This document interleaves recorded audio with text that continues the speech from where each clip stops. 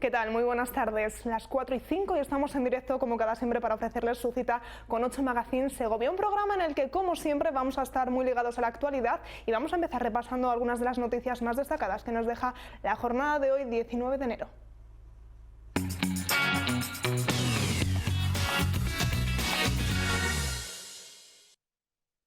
Aquí en el Pontón Alto llevan desembalsando agua desde el pasado domingo.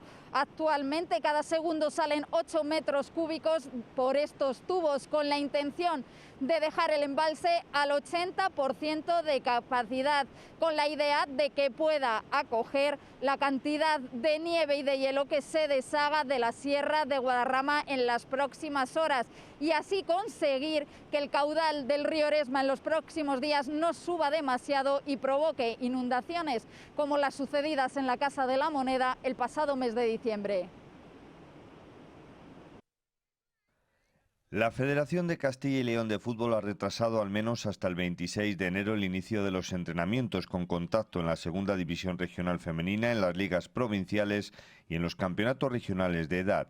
Si en principio la competición iba a empezar a partir del 14 de febrero, había posibilidad de que empezara a primeros de marzo y no pasaba absolutamente nada, pues entonces no vamos a agobiar ahora a los equipos a ver si se inscriben o no se inscriben. Vamos a esperar a que esta gran ola pase y yo creo que para dentro de un mes, que será a mediados de febrero, entonces yo creo que es el momento de decir, oiga, ¿quién va a participar? Y la competición va a empezar por la segunda o la primera semana de marzo. Se puede realizar la actividad deportiva pero sin contacto con entrenamientos individuales.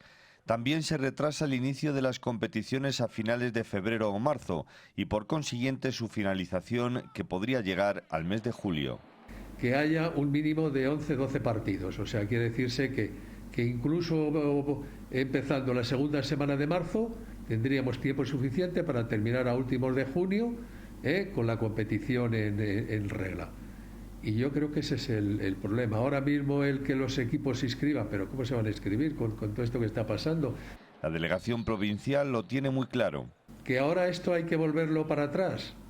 Pues se vuelve para atrás. O sea que la federación no va a imponer a nadie, ni mucho menos el que se juegue, porque somos los primeros en que la salud de nuestros jugadores está por encima de todo.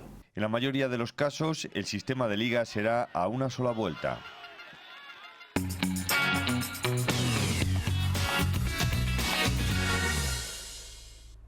Conocen Segovia Empleos, el portal virtual de la Fundación Caja Rural que pone en contacto a personas que buscan empleo con empresas que ofertan precisamente puestos de trabajo. Pues bien, a continuación les vamos a ofrecer las ofertas para esta semana.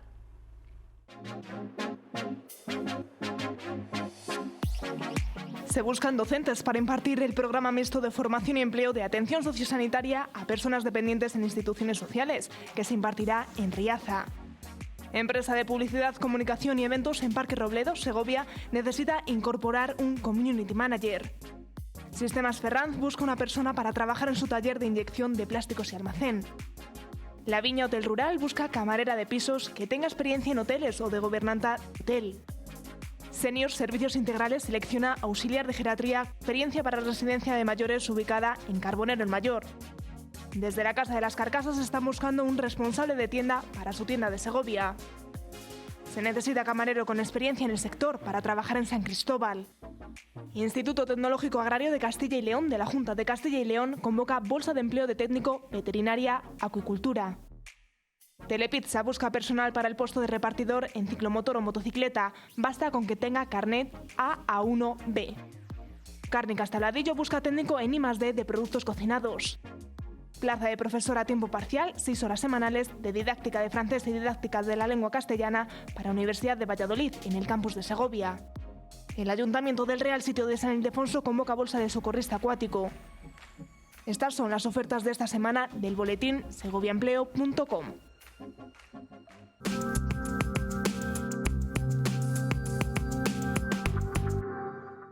Euromaster La Unión, expertos en neumáticos y mecánica rápida, mantenimiento integral del vehículo, revisión oficial, autodiagnosis, pre-ITV, alineaciones, mecánica en general. Calidad, profesionalidad y confianza son nuestras señas de identidad. Llegan los días redondos. Llévate hasta 80 euros en carburante por la compra de neumáticos Michelin para turismo y sub de llanta 16 y superior. Euromaster La Unión, en manos de expertos.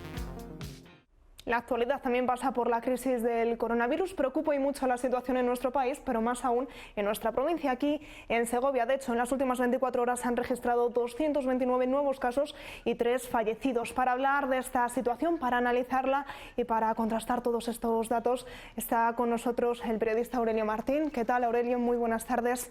Hola, buenas tardes. ¿Qué tal? Una situación que preocupa y mucho, la de la provincia de Segovia.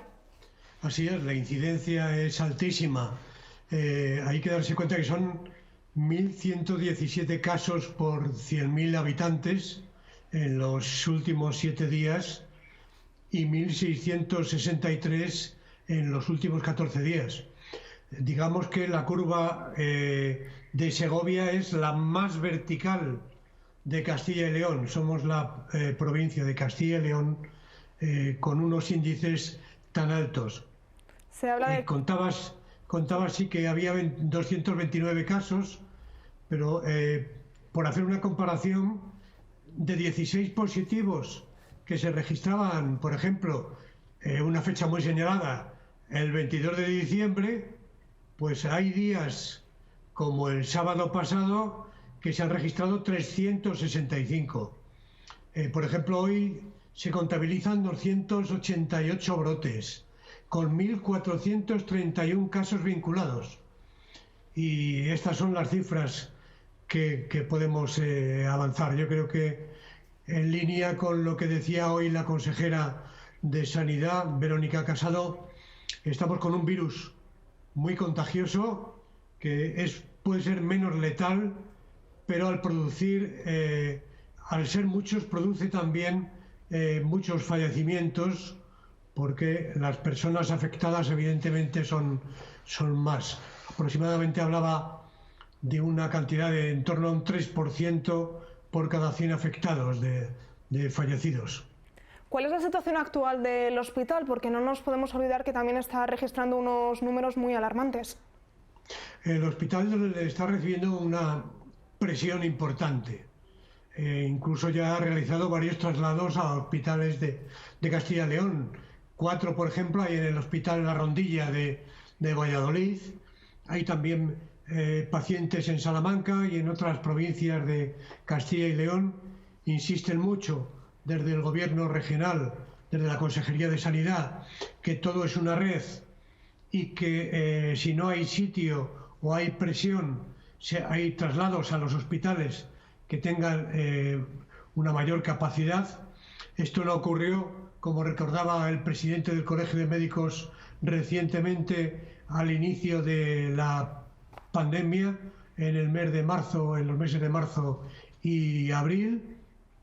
Y en este momento en el hospital hay 101 personas hospitalizadas con positivo, con COVID positivo. Ayer, como bien has dicho, hubo 3 fallecimientos y 5 antes de ayer, lo cual es una cifra muy alta. 14 enfermos COVID en UCI y 6 que son enfermos con otras patologías, pero que también están en unidades de críticos, lo cual hace que también haya que haber suspendido una actividad importante en los quirófanos, y de 8 se ha reducido la actividad a 4. Hablábamos de esos fallecidos, de 3 en las últimas 24 horas, 5 el día anterior. Precisamente nuestra compañera Victoria Domínguez ha hecho una comparativa de la cantidad de fallecidos que van ya en lo que va de este mes de enero. Vamos a verla. Entre el 15 y el 18 de enero el Hospital de Segovia ha registrado 8 fallecimientos por COVID. El peor día ha sido este lunes, con 5 decesos, un dato que no se daba en este centro desde mediados de abril. En lo que llevamos de mes, la cifra alcanza los 14 fallecidos en el hospital, aunque si miramos los datos generales, que incluyen los registrados en residencias de ancianos y domicilios, el dato es mucho más demoledor. El virus se ha llevado la vida de 30 personas en nuestra provincia. Desde el 11 de marzo, la estadística cruzó este lunes la barrera de las 800 muertes, de las que 276 se han registrado en el hospital. Por zonas básicas de salud, la más afectada este mes es la de Segovia Rural, con 8 muertes desde el 1 de enero, seguida de Segovia 1 en la capital, con 4. 3 se han registrado en la zona de Carbonero y 2 en las de San Ildefonso y Nava de la Asunción. Y la pregunta que nos hacemos todos ahora mismo, Aurelio, es: ¿nos encontramos en el peor momento de la pandemia desde el pasado mes de marzo? Bueno, si fuera el punto más crítico, lo peor, significaría que empieza ahora o que puede empezar el descenso. Creo que todavía es muy pronto para decir eso, porque incluso nadie se atreve a decir si hemos llegado a ese tope, ¿no? A ese límite.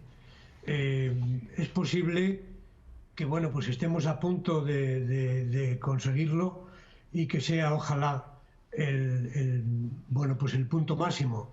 Hay que recordar, por ejemplo, que desde el 27 de marzo una cifra tan alta como de hospitalización no se registraba, ¿no? Era una cifra de 185 ingresados, hoy estamos ya en 101, ¿no? Además, hablando de la presión hospitalaria, bueno, se ha registrado hoy una polémica importante protagonizada por el sindicato de enfermería SATSE, que ha denunciado problemas en algunos servicios de reanimación, que también está convertida en unidad de críticos, como comentábamos antes, porque ha hablado del mal funcionamiento de aparataje esencial. Y también se ha referido a que han retirado los permisos del personal sanitario. Bueno, pues inmediatamente la Gerencia de Asistencia Sanitaria ha enviado un comunicado en el cual textualmente leo: todos los respiradores con los que cuenta el hospital 28 se encuentran en condiciones óptimas de funcionamiento, y la suspensión del permiso del personal se hace de acuerdo con el personal sanitario. Una polémica que se ha registrado en las últimas horas. Seguiremos pendientes de esa polémica. La segunda ola fue dura, es inevitable pensar que fue dura, pero sin embargo esta tercera está siendo aún más difícil. ¿Está haciendo tanto daño en las Navidades? ¿Estamos ya pagando todas las consecuencias que hemos hecho durante las Navidades, durante estas fechas navideñas? Pues tenemos dos elementos. Yo creo que coinciden todos los expertos en esta cuestión. Si analizamos los brotes, desde luego, el 90% de los brotes se ha registrado en el ámbito familiar o sociofamiliar. Es decir, cenas, comidas y celebraciones. Han disminuido muchísimo, cosa que no ocurría en el inicio de la pandemia, los contagios sociosanitarios, que han bajado del 14 al 7%. Es una buena noticia, porque estos contagios afectan a personas de mayor edad, y cuando entra el virus en una residencia sociosanitaria hay que echarse las manos a la cabeza, porque es muy, muy, muy peligroso. Entonces, por un lado, las celebraciones, las Navidades. Por otro lado, también, que en este momento el contagio es feroz. Y yo creo que implícitamente, no explícitamente, sino implícitamente, porque todavía no se conocen los análisis que se han enviado a los laboratorios, el virus británico, incluso otras cepas como la conocida como brasileña o sudafricana, que tienen una capacidad de contagiosidad mucho más alta, también puedan estar operando aquí. Y evidentemente, lo que decíamos al principio, matan más porque contagian más. Esa es precisamente la noticia. Aurelio, tema vacunación, ¿cómo se encuentra? Estábamos deseosos de que saliera la vacuna, ya tenemos la vacuna, pero parece que no va al ritmo que todo el mundo esperábamos. Así es, independientemente de que la compañía Pfizer haya suspendido los envíos, aunque la consejera de Sanidad ha anunciado hoy que se tomará velocidad en unos días. Si vemos el cuadro de las personas vacunadas, por ejemplo, el día 17, pues en Segovia figuran 2 personas vacunadas y el número total de personas vacunadas son 3.044, que es el número más bajo de todo Castilla y León, seguido de Soria, que son 4.161. Desde luego vamos a confiar en que haya una velocidad de crucero, de que empiece, porque si no, no vamos a llegar nunca a conseguir esa inmunidad de rebaño que se dice, ese 70% de personas inmunizadas, ¿no?, para que el virus ya no sea efectivo, y eso habría que conseguirlo antes del verano. Esa sería la solución, pero bueno, confiemos en que se pueda llegar al ritmo deseado. No obstante, también desde los sindicatos de enfermería se han venido a quejar de que los equipos que están funcionando en este momento en la vacunación son enfermeras e enfermeros que están vacunando en periodo de libranza, cuando no trabajan en sus respectivas áreas de hospitalización o de atención primaria, ¿no? Entonces, bueno, también hay un problema en la bolsa de empleo de enfermería que quizá pueda repercutir. Hace falta personal. Pues hacemos ese llamamiento de personal y sobre todo vamos a confiar en que esa velocidad de vacunación comience a coger ritmo, que falta nos hace en mitad de una pandemia. Toda esta mala situación ha repercutido directamente en que han aumentado las restricciones. Una de las más llamativas, que entraba precisamente el sábado a las 8 de la tarde, es ese toque de queda a las 8 de la tarde. ¿Qué opinión tienes, Aurelio? Bueno, yo creo que más que en el fondo de la cuestión, entraría en la forma en la que se ha producido, ¿no?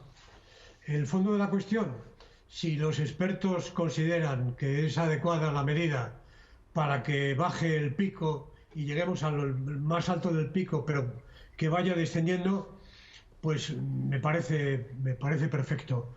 Pero las formas en las que se ha producido, yo creo que lo que denotan es una excesiva politización de la situación entre diferentes grupos políticos, aunque lo estén ahora pidiendo desde comunidades de diferente signo político, pero a mí yo no he visto una situación tan compleja, tan enfrentada políticamente entre los partidos, ni siquiera con el terrorismo o con el intento de golpe de Estado.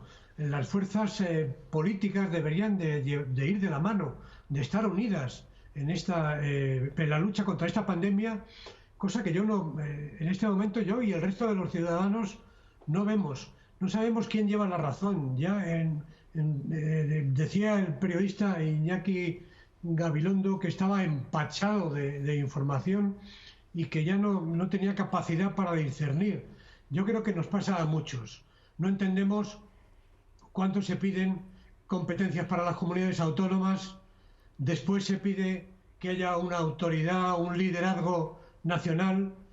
Se piden también competencias para poder hacer determinadas medidas como el cierre a las 8 de la tarde, pero el mismo partido vota en contra del estado de alarma. En fin, es un caos.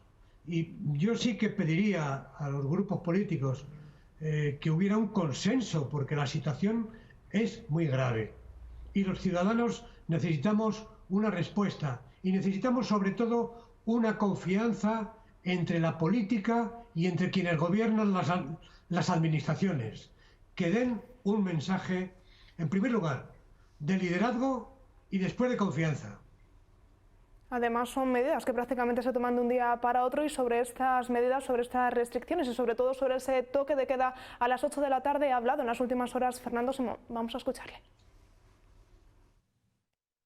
Cualquier medida que se haga para tratar de controlar la transmisión tendrá algún efecto. La historia, el punto es valorar si tenemos otras alternativas que pueden tener un efecto similar sin que generen una disrupción del sistema. Yo no voy a valorar si se tiene que entrar o no en un incremento del toque de queda. Es una cuestión que se tiene que decidir basándose en aspectos jurídicos relacionados con el Real Decreto de Alarma que hay ahora mismo vigente.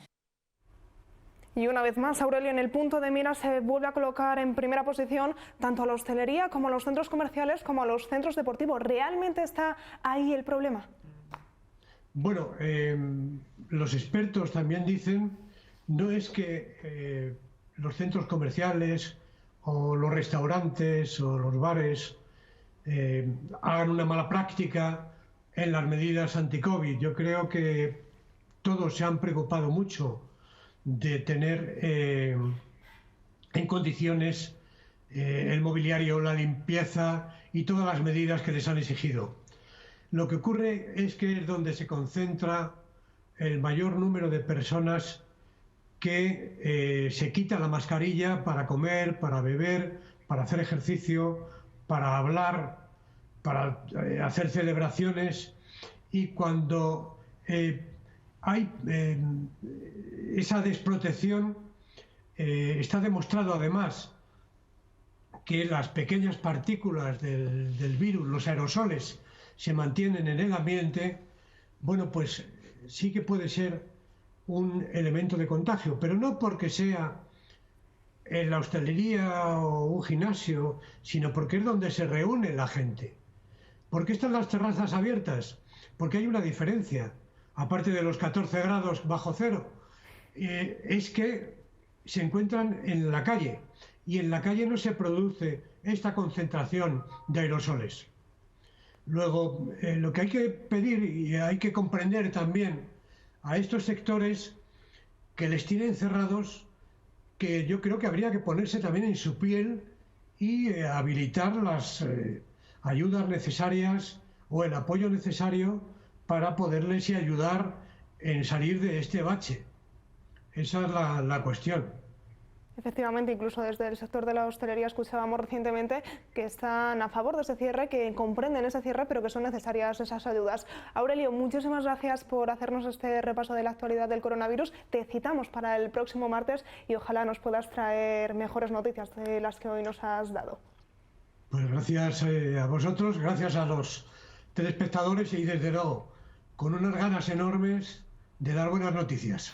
Gracias, Aurelio, confiamos en esas buenas noticias y nosotros ahora nos vamos a ir, unos segundos a publicidad y a la vuelta seguimos, ojalá, con mejores noticias.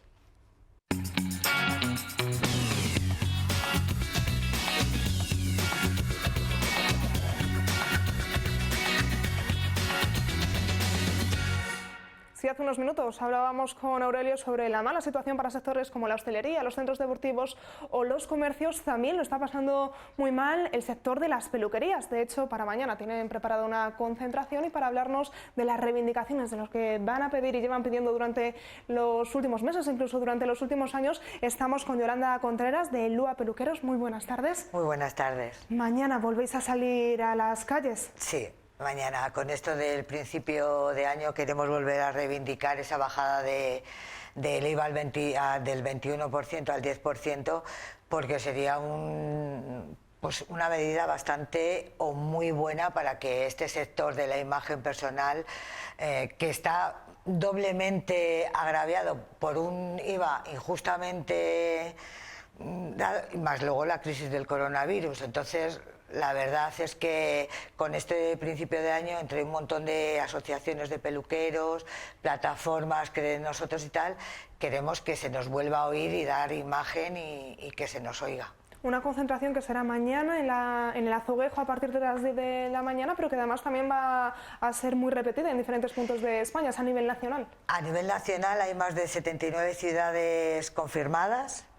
Con lo cual estamos súper contentos, porque si la otra fue el 20 de octubre, fue sobre todo para Segovia, fue muy emocionante porque hubo muy buena respuesta. Esto creo que va a ser mucho mejor porque estamos representando a más de 10.000 salones de peluquería y estética. Con lo cual se nos verá un poquito más y queremos volver a reivindicar esa bajada que nos prometieron al 10%, que nos parece un IVA muy injusto, de un 21%, porque nos lo prometieron ya en el 2018 que lo iban a bajar y aquí seguimos. Y entonces pues ahora va a ser a nivel nacional, con lo cual estamos muy contentos. Claro, porque corrígeme, el 21% se os subió en el 2012, además fue como una medida excepcional ante la mala situación, ante la crisis en la que nos encontramos. Os dijeron que iba a ser por nos un prometieron corto que periodo. luego no lo iban a bajar. En el 2018 nos dijeron que lo volverían a mirar y que no lo bajarían, pero estamos en el 2021 y seguimos igual. De hecho, a otros colectivos sí que se lo han bajado. Los únicos que estamos en ese 21% de los que entramos en el 2012, creo que somos los tanatorios y los salones de peluquería y estética. ¿Y desde las autoridades qué respuesta os dan? ¿Qué solución? Pues mira, de ahí esta acción reivindicativa, ¿no? Queremos que sobre todo este gobierno que tenemos, ¿no?, tanto PSOE como Podemos, que cuando estaban en la oposición nos prometieron o nos dijeron que lo mirarían, ¿no?, pues para ver si es verdad que lo vuelven a mirar y nos bajan al 10%.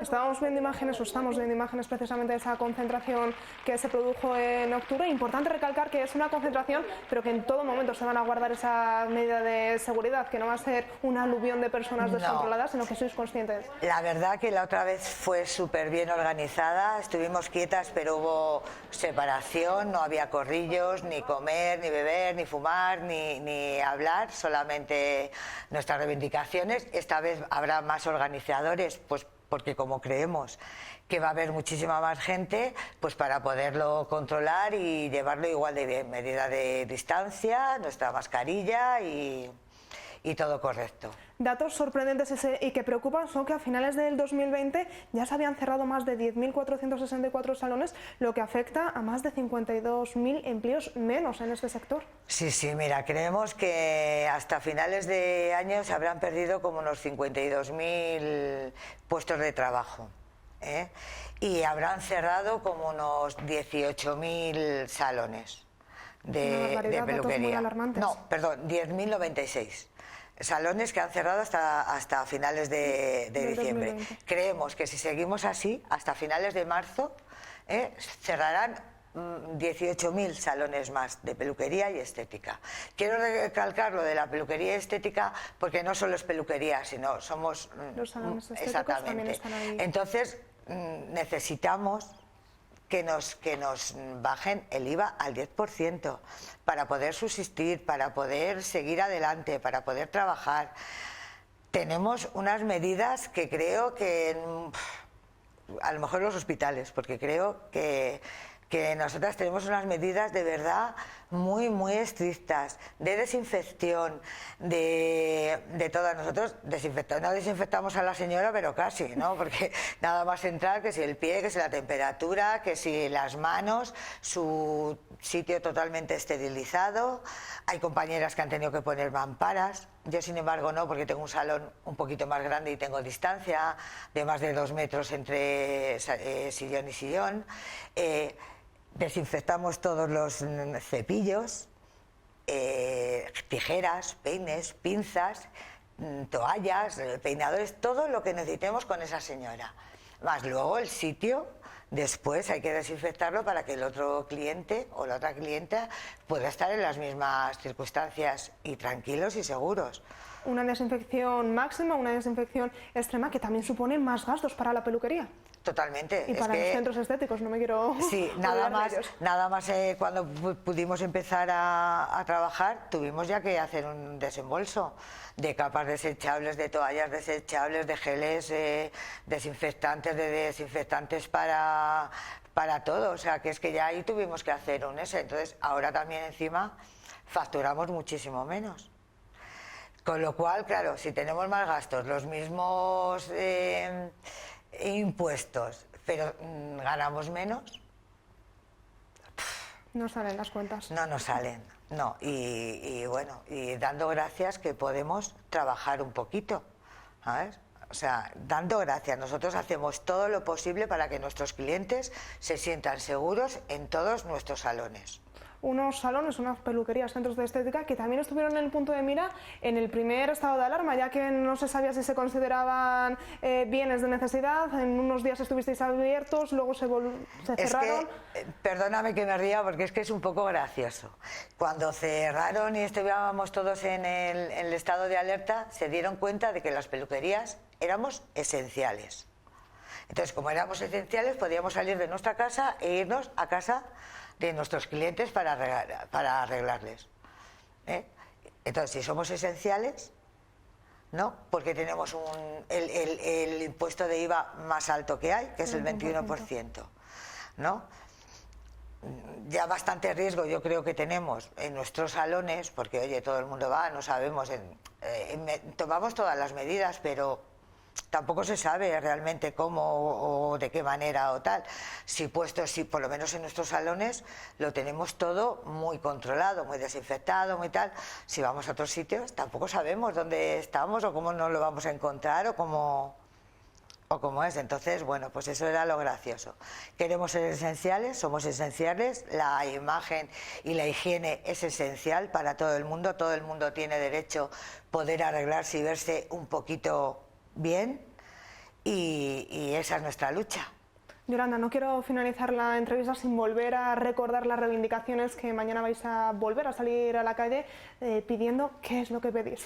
Queremos que nos bajen el IVA del 21% al 10% y queremos dar una visibilidad a nuestro sector de la imagen que está doblemente agraviado.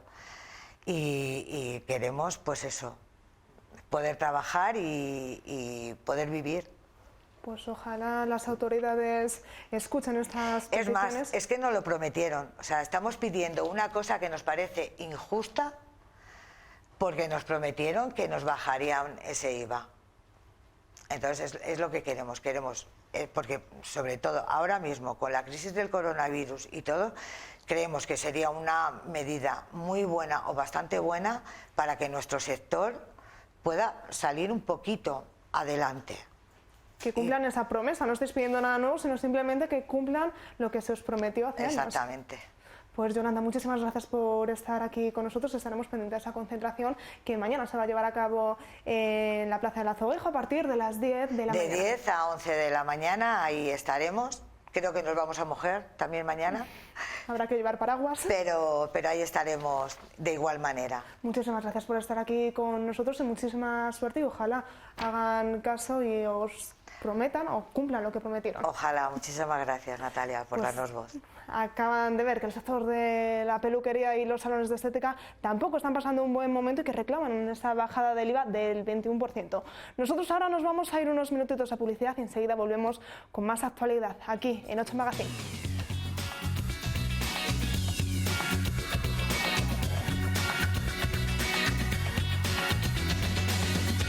Y ahora nos vamos a ir hasta San Pedro de Gaillos para conocer su museo de paloteo y también las aulas de música tradicional. Precisamente en su museo se encuentran una gran cantidad de objetos muy curiosos que además la mayoría de ellos han sido donados por los propios vecinos del municipio. Hola, soy Arantxa Rodrigo, directora responsable del Centro de Interpretación del Folclore y el Museo del Paloteo en San Pedro de Gaillos. Y nada, pues bienvenidos. El Centro de Interpretación es un proyecto bastante amplio en cuanto a programación. El Museo del Paloteo forma parte de este proyecto tan amplio que es el Centro del Folclore, que se incorpora pues, en el 2009, que es cuando se inaugura. Junto al Museo del Paloteo tenemos las aulas de música tradicional, editamos la revista Lazos, también desde el año 2003, realizamos un festival folk, que también vamos a celebrar ya la edición número 15, realizamos diferentes actividades con la población, todo relacionado con la cultura tradicional, pero también es el centro, es el motor cultural del pueblo y en la comarca, con lo cual es un centro de cultura en su sentido más amplio, porque también ofrecemos una programación de artes escénicas y otra serie de actividades relacionadas con la cultura, aunque el eje fundamental en el que nos movemos es la tradición. Un centro como este es importante por diversas razones. Sobre todo en el medio rural en el que nos encontramos, es el motor cultural, es una forma de favorecer el acceso a la cultura de la gente, de la población del medio rural, es una herramienta de desarrollo socioeconómico, utilizando la tradición, el patrimonio, pues como recurso, ¿no?, turístico y de desarrollo cultural.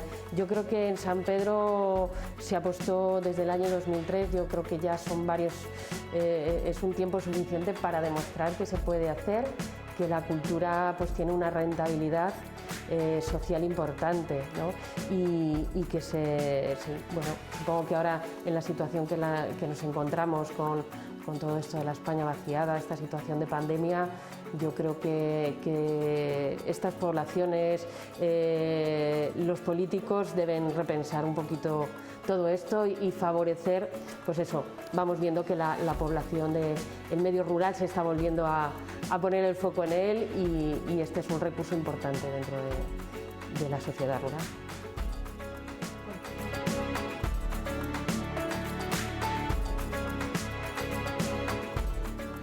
Bueno, el folclore tiene una importancia vital en San Pedro y desde luego el que este centro esté aquí es el germen, o sea, es porque ha habido una semilla previa, ¿no?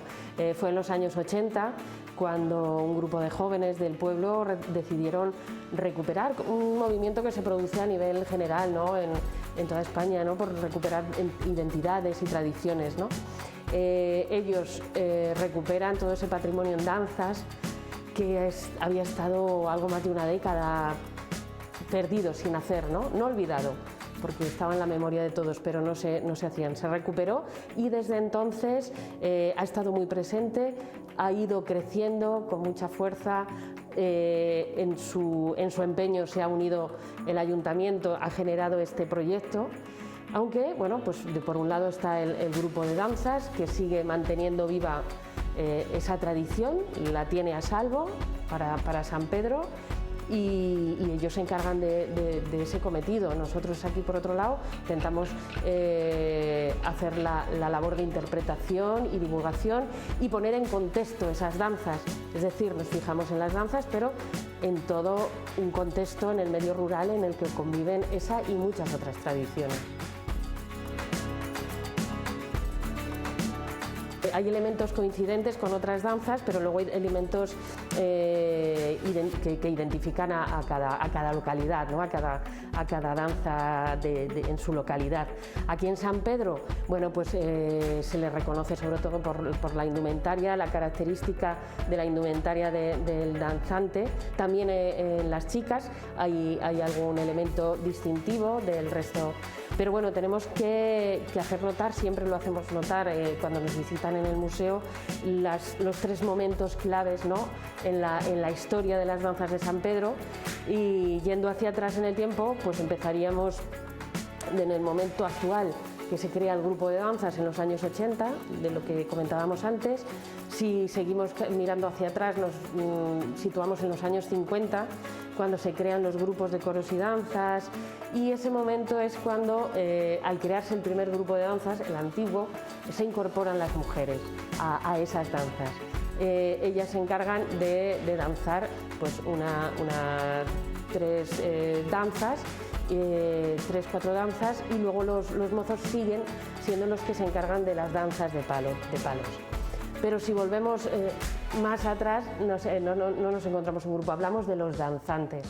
Los danzantes, que eran aquellos mozos que se preparaban a partir del 15 de agosto, después de trabajar en el campo, se preparaban para hacer la ofrenda a la Virgen, que era a principios de septiembre, el primer fin de semana, la primera semana de septiembre, y eso era una verdadera fiesta, ¿no?, en la que estaban danzando durante todo el día. Por la mañana hacían la procesión, más o menos como tiene lugar ahora, y por la tarde hacían la ofrenda, en la que ya todo el pueblo, pues la mayoría se implicaban, pedían la danza que querían ofrecer a la Virgen, ofrecían dinero o especias, y luego estaba pues ahí, tenía un papel muy importante ese zarragón, ese personaje que era el que se encargaba pues, de recoger esas ofrendas, de reponer esos palos que se les podían romper en la danza, de abrir calle para que tuvieran el espacio suficiente para hacer la danza, ya que la devoción pues, a veces hacía que la gente se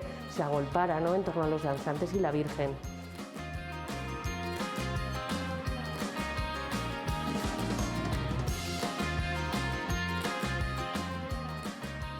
Bueno, pues nos ha afectado sobre todo en el tema de las visitas de grupos, que nosotros es con lo que principalmente trabajamos. Nuestro horario de apertura al público en general no se ha visto muy afectado porque nosotros se vio cuando se declaró el estado de alarma, pero nosotros normalmente cerramos de enero a abril. Son esos 3 meses del año en el que solo trabajamos con grupos, pero claro, ahora con la pandemia, al reducirse, afecta directamente, ya que no nos permiten recibir a grupos de más de 5 personas con el guía. En este caso, o yo o mi compañera seríamos esa 6ª persona.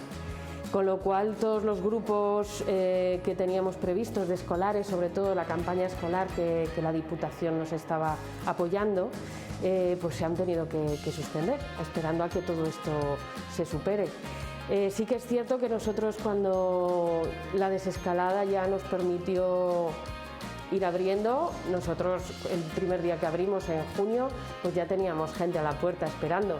Supongo que después de un confinamiento largo la gente tiene muchas ganas de salir, de ver cosas, y sí que es cierto que lo hemos aprovechado y en el momento bueno, cuando no se permitía la movilidad entre provincias, sí que hemos recibido muchas visitas de gente de la provincia que no había venido al museo, y para nosotros, bueno, ha sido la parte positiva, ¿no? En este caso, este año también el tema de la pandemia pues nos ha hecho también reconsiderar, ya que el año pasado tuvimos que parar en marzo. Estamos planteando bloques trimestrales. Otras veces, bueno, pues la gente se apuntaba a principio de curso hasta junio, pero bueno, previendo un poco cómo podía ir la cosa y que hay gente de otras provincias que a veces viene aquí a las clases, pues hemos hecho la posibilidad de que cada bloque trimestral se puedan apuntar nuevos alumnos, con lo cual ahora en enero pues hemos vuelto a abrir la matrícula, pero bueno, las condiciones no son mejores, con lo cual pues sí que nos está afectando un poco. Con lo cual hemos podido mantener los alumnos que había el año pasado, hemos tenido que adaptar también pues las clases porque hemos tenido que cambiar los espacios, cambiar las aulas para adaptarnos al plan de medidas del COVID, de protocolos del COVID. Hemos tenido que adquirir también mamparas y ya está. En eso estamos. Soy César de Miguel Calvo y soy el profesor de tambor de las aulas de música tradicional de aquí de San Pedro de Gaillos, del Museo del Paloteo. Han pasado muchísimos alumnos por aquí. Al principio empezamos dando clases, aparte de dulzaina y de tambor, también había una hora semanal de solfeo. Luego parece ser que la gente pues, es un poco reacia al tema de aprender música, aunque viene muy bien, las cosas como son. Y entonces ya solo damos tambor y dulzaina. Enseño un poco los ritmos tradicionales y una vez que los han aprendido, pues los ejecutamos con la dulzaina, y yo les toco la dulzaina y los alumnos pues me acompañan para tener esa práctica, vamos. Sí, además uno de los primeros alumnos que tuve tenía tan solo 5 años. Era un chaval de aquí del pueblo, se llama Samuel, y bueno, pues han pasado la verdad es que mucha gente, desde gente mayor a gente muy joven, con pues, esos 5, 6, 7 años. Soy César San Martín, toco el tambor con César de Miguel. César, cuéntame, ¿desde cuándo llevas dando clase aquí? 3 años. ¿Y qué es lo que te gusta de estas clases? La música y las jotas. ¿Qué instrumentos tocas? El tambor y el bombo. ¿Cuál es tu preferido? El tambor. Me llamo Nadia Bravos Baiti y mi profesor es César de Miguel y yo toco el tambor y el bombo. Llevo desde los 7 años, más o menos como 6 años tocando el tambor, y pues es una cosa que me gusta mucho porque, vamos, desde muy pequeñita ya me gustaba. Hola, buenas, soy Gonzalo Mendoza, tengo 34 años y soy alumno desde hace 3 años de las aulas de San Pedro de Gaillos, de folclore, y toco el tambor con el profesor César de Miguel.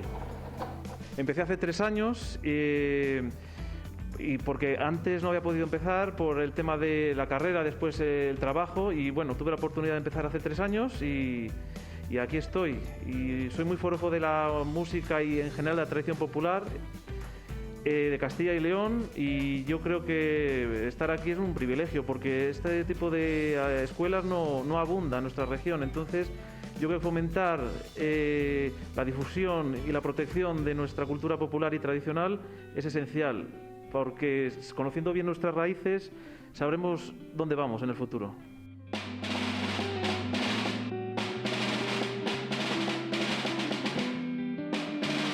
Ahora las condiciones no son muy favorables para poder realizar actividades culturales y de cualquier otra naturaleza, pero nosotros en el museo vamos a estar trabajando en la trastienda hasta el 1 de abril, justo cuando empieza la Semana Santa, que será el primer día en el que volveremos a abrir el museo. También comenzaremos con otra serie de actividades, programación de artes escénicas, y comenzaremos nuestro ciclo de primavera en el que ya estamos trabajando.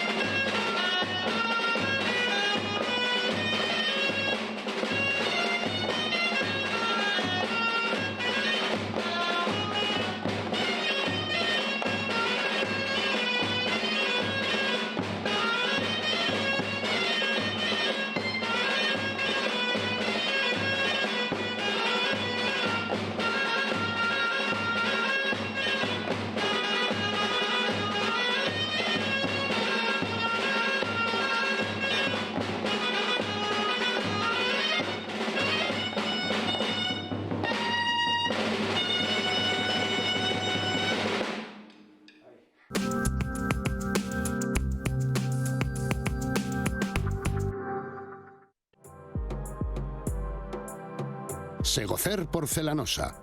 Azulejos, pavimentos, sanitarios, grifería, accesorios, mamparas y muebles de baño. No se equivoque, tenemos precios adaptados a cualquier presupuesto con la calidad que nos caracteriza. Pregunte sin compromiso, financiamos su proyecto. Le invitamos a visitar nuestra amplia exposición y a disfrutar ahora de nuestras promociones especiales en azulejos, pavimentos y muebles de baño en nuestra gran zona outlet. Le esperamos en San Rafael, El Espinar, carretera de Madrid-La Coruña, kilómetro 64, y en Segovia, en José Zorrilla 134. Segocer Porcelanosa. Hacemos sus sueños realidad. La pandemia también está afectando en el rodaje de series y películas y eso Segovia lo está notando, pero sin embargo hoy las cámaras han vuelto a nuestra ciudad, a la Casa Antonio Machado, para grabar un documental. Precisamente nos vamos a ir hasta allí porque allí está nuestro compañero Dani Martín. No es el único escenario elegido. Así es, Natalia. ¿Qué tal? Muy buenas tardes. Segovia vuelve a ser escenario de rodaje en esta ocasión de un largometraje sobre la vida y obra de Luis Cernuda, el poeta de la generación del 27, Adolfo Dufour, el director prestigioso, ganador también de algunos certámenes y siendo finalista en la Semana Internacional de Cine de Valladolid, pues retrata en esta ocasión la vida y obra, como decía, de Luis Cernuda, su paso por Segovia en esta casa museo de Antonio Machado, donde han estado rodando a lo largo de la mañana, y también en la Villa de Pedraza, donde llevó a cabo esas misiones pedagógicas durante la Segunda República en este largometraje que esperan estrenar en 2022. Se habla de amor, de soledad y de libertad, y como decía, en 2022 se cumplirán 120 años del nacimiento de Luis Cernuda y llegará a todos los cines españoles. El enfoque va a ser absolutamente vital. Vamos a dar las caras, digamos, menos conocidas de Luis Cernuda, los parámetros que movieron su vida, que eran la sensibilidad, el amor y la soledad, y al mismo tiempo recorrer un poco la España, aquella España de los poetas previa a la Guerra Civil, y luego todo lo que supuso aquella catástrofe, ¿no?, para toda la cultura de este país. Dani, muchísimas gracias. Seguiremos pendientes y ojalá nuestra provincia vuelva a ser escenario para el rodaje de películas y de series, que será muy buena señal y muy buena noticia. Nosotros ahora nos vamos a ir unos minutitos a publicidad y enseguida volvemos para celebrar un aniversario.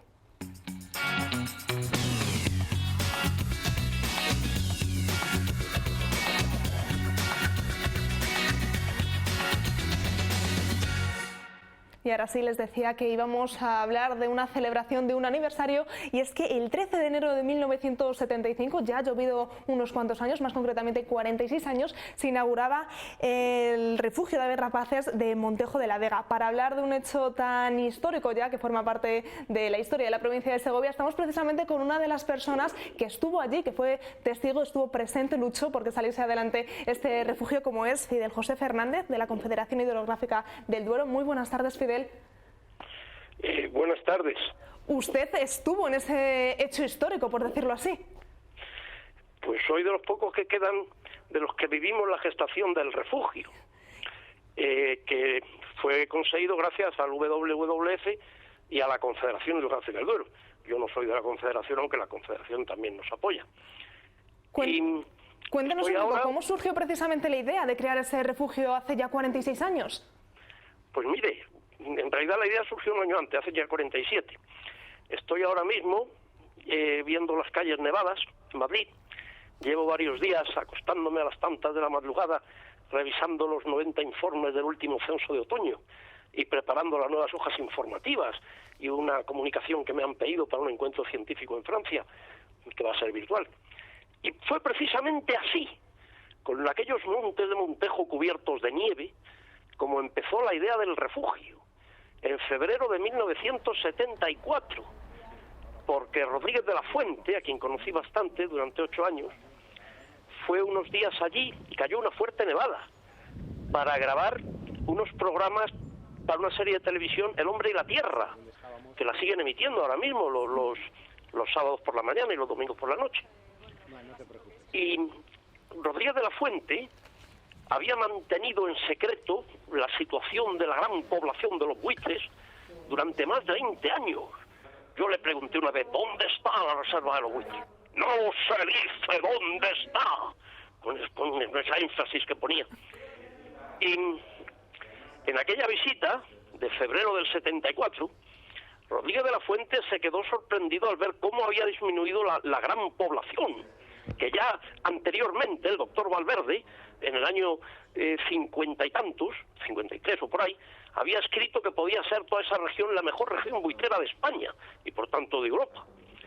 Y Rodríguez de la Fuente propuso en la primavera del año 74 pues algo tan original que no tenía precedentes en España, que era convertir miles de hectáreas salvajes en un refugio de fauna, en un refugio de vida silvestre donde no se pudiera cazar, hacer un comedero para los buitres, convencer a la gente de la zona, eso es más fácil de decir que de hacer, en fin, un proyecto utópico, y poner una guardería eficaz, que ha sido una de las claves del éxito, porque los proyectos los hacen personas, y aquí una de las personas fundamentales, la que ha permitido que ahora mismo estemos hablando, pues se llama Oticiano. El guarda Oticiano, una persona querida y respetada en el pueblo, profundísimo conocedor de la fauna. Oticiano, que hacía muy bien algo que yo no sé hacer, que se llama calar a la gente, darse cuenta enseguida de por dónde va cada uno. Oticiano, que era un hombre que trabajaba todo el día y parte de la noche sin cesar. No le he oído a nadie hablar mal de Oticiano, que ya es difícil en los pueblos, ni en su pueblo ni en los vecinos.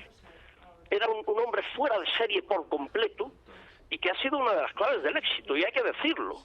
Y ahora está su hijo Jesús Hernando, que he hablado hoy con él por teléfono, que está de guarda, y guarda de la Confederación precisamente, Juan Francisco Martín, pues hace unos días me envió unas fotos de todo aquello nevado.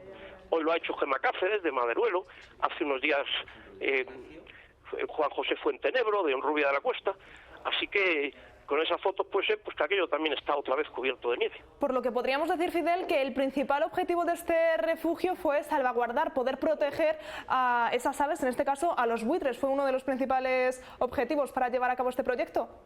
Sí, también no solo los buitres. Rodríguez de la Fuente se dio cuenta de que allí vivían aún las águilas perdiceras, que ahora ya han desaparecido como nidificantes en toda la provincia, y fue una de las cosas que también se querían, conservarlas.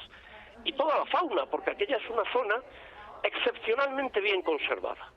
En las hojas informativas del refugio ya tenemos nombradas, que las hago yo, son 10.777 páginas, y se pueden ver gratis en Naturalicante, gracias al informático Raúl González.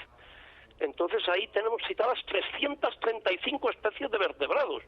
Es una cifra altísima, puede competir con las mejores reservas de Europa, a pesar de que no es una zona húmeda natural, salvo el río y poco más, y el Malse, que no es natural. Entonces, se quería conservar toda esa riqueza, toda esa variedad, también de paisajes. La diversidad de ambientes es extraordinaria. Decía que fue una idea utópica y que incluso costó convencer a la gente de esta zona, que era más fácil decir que hacer, convencer a la gente de esta zona para crear este refugio. Sí, eso en gran parte ha sido el mérito de Oticiano, de Susi, de muchísima gente, que han sido la bisagra entre personas del pueblo, porque son guardas de los pueblos, guardas que aman su trabajo, que se entregan a él, guardas que sin necesidad de denunciar, solo con su palabra y con el ejemplo de su vida, pues convencieron a los furtivos locales. Y mucho más difícil que crear el refugio ha sido mantenerlo durante estos 46 años. Muchísimo más difícil todavía que hacerlo. Lo quiero contar el 5 de febrero, que me dan media hora para hablar en el encuentro científico francés del que he nombrado antes. Entonces, surgen muchísimas dificultades, incomprensiones, parte derivadas del orgullo y de la soberbia humana, de que cuando uno se equivoca le cuesta mucho reconocerlo, y parte, pues por ejemplo, cuando empezó el refugio, muchísimas personas no comprendían que hiciéramos un esfuerzo tan descomunal solo por salvar la vida salvaje. Entonces esto, la gente no entiende que esto se haga, no que se diga que hay que hacerlo, que lo tienen que hacer otros, no que se haga y que lo hagamos personas nosotros. Eso no se entiende. Entonces decían, nos acusaban en la prensa de que teníamos intereses materiales ocultos, que aquello era una tapadera para cosas sin fundamento, pero que nos privaron de ayuda, nos hicieron muchísimo daño. Ahora, gracias a Dios, pues creo que todo el mundo sabe que estamos tan locos que hacemos eso sin que nos den nada a cambio. Pero ha costado decenas de años que se den cuenta. Y además, más de 4 décadas después, ha quedado más que demostrado que es un refugio imprescindible para esa zona y para todos esos animales. Sí, tiene una enorme importancia internacional. Ha salido en varias de las principales revistas del mundo y además ha sido el ejemplo que ha inspirado pues casi todos los censos colectivos de fauna que se han hecho en la España peninsular, o por lo menos gran parte de ellos, han tomado como ejemplo el censo de otoño que hacemos en el refugio de Montejo. El censo coordinado pues ahora por Juan José Molina, que lo hace muy bien, antes por Juan Prieto y antes por mí. El censo que hago yo en primavera, que dedico todos los años cientos de horas, docenas de días, llevo pasadas allí más de 51.000 horas he transcurrido en esa tierra. Pues todos esos censos, el seguimiento de una población vertebrada más riguroso y más prolongado de la España peninsular. O sea, ninguna otra población de vertebrados ha sido seguida al detalle durante más de 30 años seguidos. Eso es algo excepcional. Y hay que destacar la ayuda de muchísima gente, además de los guardas que he nombrado. Habría que hablar de más guardas, de Juan Francisco Martín, etcétera, de más agentes, pero también la ayuda de muchísimas personas, no solamente de WWF y la Confederación, sino también, por ejemplo, en los últimos tiempos, de Rafael Marina, que es el director del Parque Natural, que hay que destacar la gestión tan magnífica que ha hecho, de Pedro Ejarque Lobo, el jefe del Servicio Territorial de Medio Ambiente de Segovia. Yo desde aquí le quiero dar las gracias sinceras por su colaboración, y de muchísimas otras personas y entidades. Tenemos más de 1.500 personas relacionadas con el refugio. Solamente en los censos de otoño han participado 833 ornitólogos. Y además nos llevamos bien. Es muy raro que todos los naturalistas dedicados a la zona se lleven bien. De manera que por muchos aspectos el refugio es algo excepcional. Y además se encuentra en un lugar privilegiado, ya que desde el 2004 fue considerado Parque Natural de las Hoces del río Riaza. Un plus más. Sí, efectivamente, desde diciembre de 2004, y tenemos ya con 18 títulos o figuras de protección, desde área importante para las aves en Europa hasta zona de especial protección para las aves, punto de interés geológico, etcétera. Así que de figuras de protección tenemos 18. El refugio ha recibido 25 premios. El refugio ha aparecido en bastantes cursos, incluidos los 3 jornadas sobre buitres de la UNED, que las dirigí yo. 4.651 publicaciones de todo tipo, incluyendo varias de las principales revistas científicas del mundo, como dije antes, 55 congresos, 19 internacionales, y ahora con el encuentro francés pues serán 56, 17 tesis doctorales, trabajo fin de carrera, 335 conferencias, 1.547 trabajos de informes naturalistas, 276 programas de televisión, y con este 277, 813 de radio, en fin. Una barbaridad. ¿Quién nos lo iba a decir? Ha habido veces, y esto es personal, pero lo digo, en que hemos tenido problemas tan graves que todo parecía perdido. Y yo vi claro que aquello se acababa, pero dije, no nos vamos a rendir, porque nos vamos a quedar con la conciencia tranquila de que no se puede hacer más. Y en uno de los momentos más difíciles, Damián Arguch me escribió una carta que no la he olvidado, diciendo: el fin del refugio no ocurrirá mientras quede gente enamorada de él. Y todavía queda mucha gente enamorada de él. Fidel, y una duda que tenemos es, en la actualidad esta crisis del coronavirus, ¿está afectando de alguna forma a la forma de trabajar del propio refugio? ¿Cómo está afectando? Pues hemos podido hacer el censo de otoño, haciendo las reuniones de manera telemática. Hay que agradecer sobre todo a Juan José Molina, que se ha dejado ahí pues una buena parte de su vida durante meses. Hay que agradecer a las personas de la Junta que he nombrado antes, Rafael Marina, Pedro Ejarque, etcétera, que nos han dado permisos para los desplazamientos. Y hay que agradecer a los participantes, que trabajan contra viento y marea. No ha sido el año más difícil. El año más difícil yo creo que fue 2011, para el censo de otoño, con la nevada que cayó. Fue impresionante. O sea, estuvimos al límite de lo imposible. O sea, ¿cómo pudimos hacer eso en tales condiciones, con todo cubierto de nieve, de hielo, en sitios remotos? Y sin embargo lo hicimos. Así que, pues de momento seguimos. Nada va a poder con este refugio. Fidel, muchísimas gracias por atendernos, por estar con nosotros, y le citamos al año que viene a que volvamos a celebrar juntos un nuevo aniversario del refugio. Muchísimas gracias. Muchas gracias a ustedes y a todos los que han colaborado.